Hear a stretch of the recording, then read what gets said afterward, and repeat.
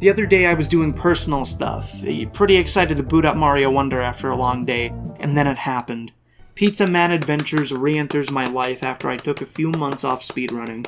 They added Steam items including Wario and a wallpaper featuring Nintendo.com's very own Super Mario Brother, as well as patches. So boring. But most importantly, new decorations to the tower. Oh hey, look at that! They updated the title screen. I love when games have seasonal updates. Seeing the hub world decorated for the season, just like you would see in your very own neighborhood, feels really comfy. I love dashing through every inch of the tower to see every new spook and scare, and all the residents, except Noisette, celebrate Hardoween. It's funny because they already had their Halloween costumes spoiled in the credits, but I love that it's reused here. It's kind of like an office party where your coworkers try to come up with something funny or morbid to wear. Like, you're not exactly friends with them, but it's a familiar feeling seeing them all for the season. My costume for that day was a t-shirt. The standout costumes here have to be the Noises and Fake Peps. Noise himself is a shameless ripoff of the 2017 video game protagonist, the Noid, from Yo Noid 2 Enter the Void. Yo, Noise! But for Noise's Halloween costume, they basically take away anything that differentiates him from the biblically accurate pizza hater we all know and acknowledge. McPig swiftly avoided a legal bullet by making that onesie yellow. Fake Peps is just endearing to me because he copies everything Peppino does, even down to his boring Halloween costumes. Peppino strikes me as a guy that'll celebrate any holiday because, you know, it's what you do, but he doesn't really care, so he doesn't put a lot of effort into it. He just kind of does the laziest, most obvious thing you can. They even redid the loading sequence and the title screen to be quite honestly the scariest shit I've ever seen since I witnessed this fanbase grow. The first immediate thing is this cute new pumpkin door, which requires 20 jack-o'-lanterns for you to pass. Where do you get these specimens? Why, there's one hidden in every level, of course. I love that the final world in the game is more or less themed around horror because it really fits this pumpkin hunt. Wait, but there's 30? I thought there was 20. Come on, man, I played every level! Once you get 20 of these bad boys, there's a brand spanking new level. There are 10 pumpkins in this level, and a brand new song that's honestly up there with Monster Mash, Pumpkin Hill. Holy shit, is that a Snick.exe reference? Big Pumpkin Man chases your ass through this level and he just insta-kills you. He's similar to Pizza Face, but I honestly like to believe this is a reference to Snick's challenge from the Sage demo because it's a similar horror vibe.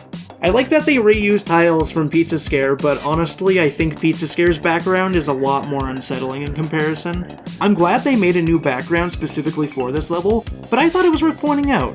McPig knows how to make creepy art, and it's something I really appreciate in Halloween-themed levels. Okay, don't be mad at me. Oh, okay, listen.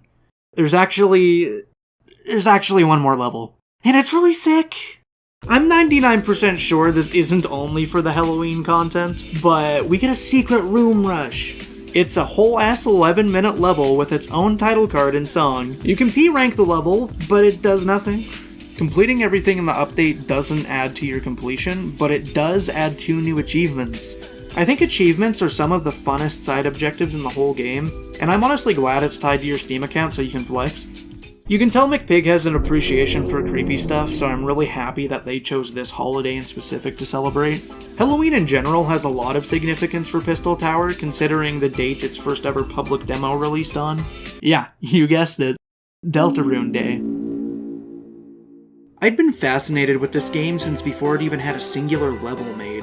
I was ecstatic that Halloween 2018 was the day people outside of the Discord got to play the game for the first time. This, of course, also happened to be the exact day Toby Fox, you know, the creator of one of the most culturally significant games of all time, decided to surprise drop an entire chapter for what was known as Undertale 2 at the time. On one hand, holy shit, 2 cakes in one night. On the other, it kind of overshadowed any discourse I could have about the game. Funny timing, but I'm not bitter about it. For this demo, McPig held an open invitation for people to submit their characters to be featured in a secret dance party. I love that Halloween is still celebrated despite this overall being a regular demo. This is the reward for A-ranking the level, so it's a fun nod to everyone who was there early on in the community. When I played this for the first time, it was really nice seeing everyone included here. It really felt like a community celebration of Halloween night and Pizza Tower night. There was also the Noises Halloween demo at one point, so they kind of have a history doing this kind of thing. Sometimes they would be themed around Christmas or Halloween or just whatever the hell. And I really like that idea of like a game that evolves as the year goes on. That's why I love Animal Crossing. And I think a lot of other genres can really benefit from doing that kind of thing. It just makes things feel more immersive. The way games are evolving and people are starting to really enjoy a lot of those smaller details, I think a lot of people are honestly going to appreciate stuff like this just added, even if it's tiny. It doesn't exactly have to be like a live service thing or anything like that, but I think having stuff like this strengthens the amount of content that's in the game altogether. The way I understand it, this content only shows up depending on your computer's clock, and I just think that's such a fun surprise. Like, imagine you buy this game in February of whatever year. You beat the main game, you complete it, and I don't know, one random day in October, you're like, you know what, I want to play the game again. Oh, all this content is right in front of me. I didn't know about this. This is pretty cool. Or maybe you did know about it, and you're anxiously awaiting to play new content every holiday season. Either way, it's really sick. Oh, by the way, did you know there are several Easter eggs in the update? If you exit Tricky Treat as the ghost, you will, Peppino. Not only that, but there's one more resident of the tower that has a costume. Are you fast enough to spot him?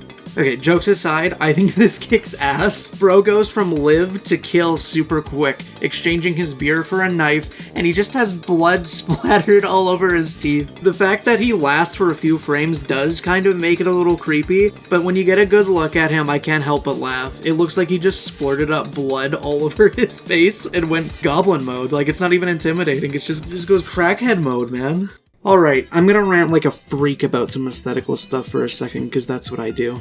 Thanks. I'm a sucker for UI and overlays. The fact that they switch the priests with unholy servants of Satan himself is just clever. They replace it with every single variant of a ghoulish enemy in the game. That's like really nice sprite utilization outside of the levels. On top of that, we also get Devil Noise, little asshole. And, wait, is that a goddamn Sugary Spire reference? Pizzano? Jokes aside, the obvious parallel here is Wario Man, though it's less like a traditional hero and more like Batman, which I think is interesting. I love the pumpkin vines. I think pumpkins are beautiful little creatures, and their vines have so much potential for creepy tentacle horror. I love the way they're just dangling. The pointy fence on the side of the screen is just really good for the palette overall. It contrasts the bright, shiny, and smooth gold in the regular menu, and it fits the unwelcoming nature of being Halloween-y. I love that the Halloween costumes are a good mix between lighthearted Halloween fun and just horror. Skin suit, body horror, a disturbing fursuit that's probably parodying a werewolf, but it's like, why am I just wearing fur?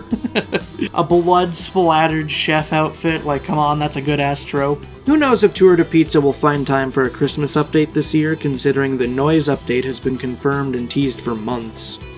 I wasn't even expecting the possibility of a Halloween update in the final game, to be honest, so anything could happen. I'd love to see a cleaned up version of Strong Cold with the boss fight intact. It would be a cool callback and an easy way to include a new level. The way Pizza Tower has been handled post-launch is perfect. We've gotten patches, adding balance changes, controller bindings, level tweaks, and a regional price reduction so that people aren't gouged for their cheese. Oh, this game is so fun. I love it. It's so cool.